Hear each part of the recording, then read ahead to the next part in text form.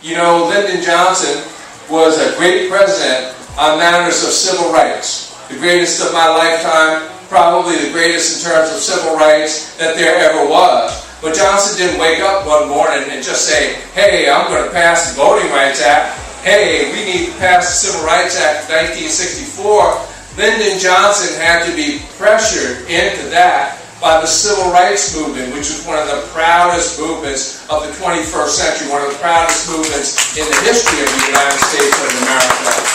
Without the Civil Rights Movement, we would not have had the advances in civil rights that we had, even under a president as enlightened as Lyndon Johnson was about that. And how do we think that women made the progress that they made over so many decades? It was the women's movement, because the women were fed up and they were angry over the hideous way that women were treated in this society, and they banded together and they fought back, which is how women got from where they were, say, in 1950 to where they are in 2012. And labor, everybody's bad-mouthing the labor unions. Yeah, well, I love it. You know, Rick Santorum talks about his blue-collar roots.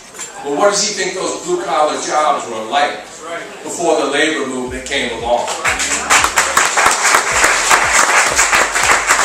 They didn't pay anything. Working conditions were horrible. Workplaces were dangerous. If you went to work in those steel mills, or you went to work in the mines, or you went to work in the textile factories, it was just awful. It made the sweatshops of today look good.